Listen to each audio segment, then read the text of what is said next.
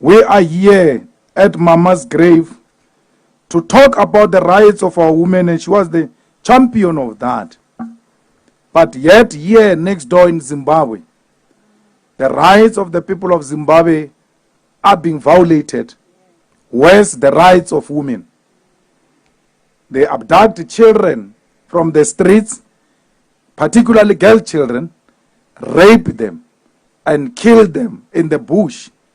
The police and the soldiers have become law unto themselves.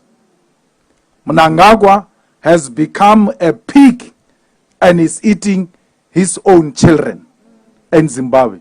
Mnangagwa is not different to Ramaphosa.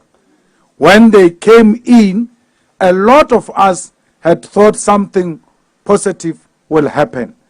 Things have become extremely worse. We need Zimbabwe back. We need Zimbabwe back into the hands of the women of Zimbabwe and the children of Zimbabwe. Zimbabweans are not cowards. Zimbabweans have fought before. Why is the youth of Zimbabwe fighting through hashtag? Why is the youth of Zimbabwe fighting from South Africa and London? Why are they not occupying the borders of Zimbabwe there in Musina? Who will support them and say no car goes into Zimbabwe, no car comes out of Zimbabwe until the rights of our people are restored in Zimbabwe? Why is the youth of Zimbabwe not rising in Zimbabwe and face death because they are already dead? To live with a mother who can be raped at any time by the state with no consequences. To live with a sister who can be raped at any time with no consequences.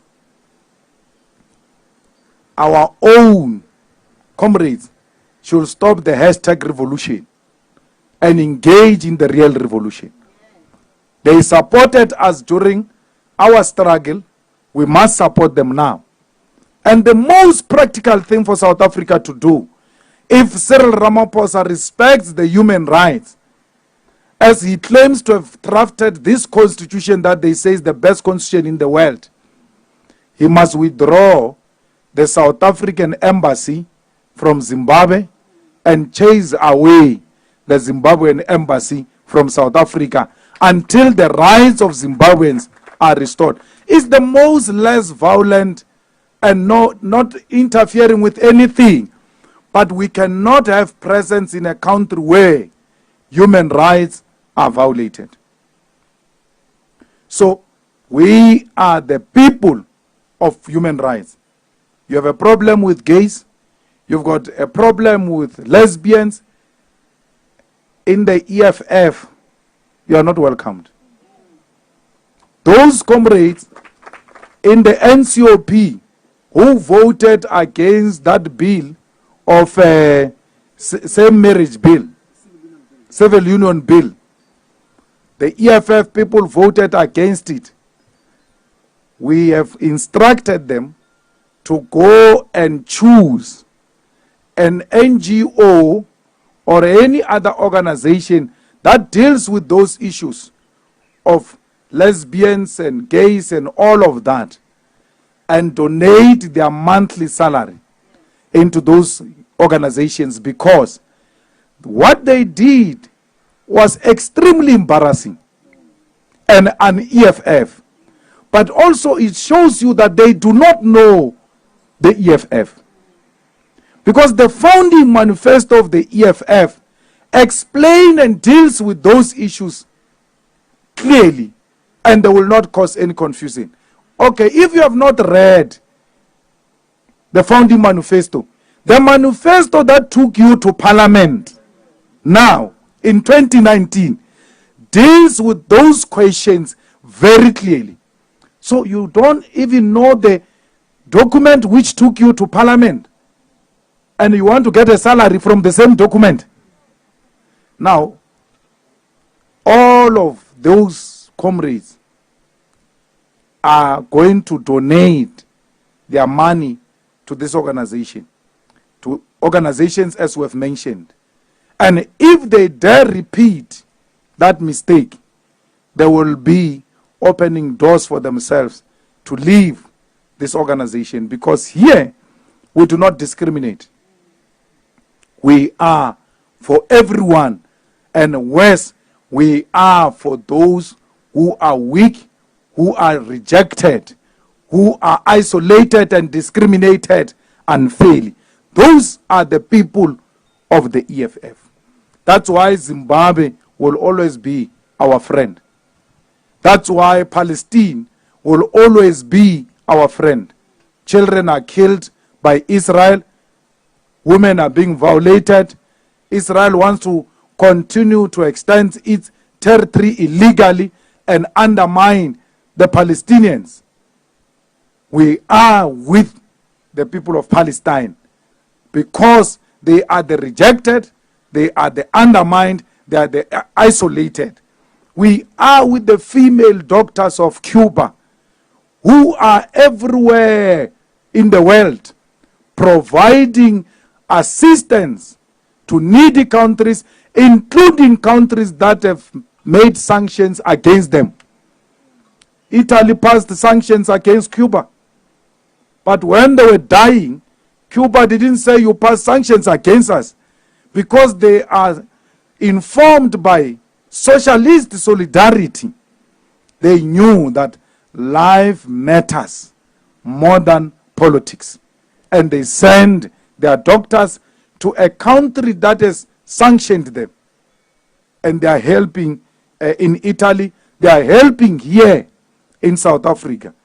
We must be inspired by those female doctors of Cuba, because we are nothing without international solidarity. We want the women of Western Sahara to own their land, to work in their land, and we want them to have their own freedom so that they can provide and feed their children in favorable conditions, because Morocco should stop the occupation of Western Sahara. So, for as long as the women of Western Sahara are oppressed, then there is no one who can enjoy freedom anywhere in the world. There is no freedom if there is a particular corner of the world which is suffering an oppression. So we must always think of those women of Western Sahara. Comrades, we are here to say to the old lady and her daughter that the struggle continues. We are here to pick up the spear and continue the good fight they've been fighting. We are here to say to them that the organization that represents those who are evicted in Cape Town and in East London and here in Johannesburg is here to stay. We are here to say to Mama, the children who were expelled from school in Rhodes because they fought a rape culture are now going to be represented legally, and they must get their degrees back, and their ban must be unbanned, and they must continue to go to school. Women of the EFF, we are not better men in the EFF. We are like all of them. Continue to uneducate us of our bad manners. Continue to teach us who are here to follow you. When we say our women, we don't necessarily want to refer to you as our objects. We are trying to show that we care, we are together in this thing. We use it the same way we refer to our fathers and mothers, our own. So we are trash like them. We are not going to stand here and want to pretend we are different. The only difference between us and them is that we are prepared to unlearn the bad manners we're taught. And we are prepared to teach our children to become better people. Because that's what we need to do. It will take a generation for us to unlearn all these things, but to teach the young ones to be better people. My son goes to a boys' school. And when they respond, when they call their names, they must respond like in a military arrangement. And when they respond in a soft voice, they say to them, "Why do you respond like a girl?" And I said to him, "I'm going to write a letter to that principal and tell him he's teaching you nonsense. How do girls respond? Because you respond the way you want to respond. So you can't say, why do you respond like a girl?" He's teaching you already that there is a difference between boys and girl.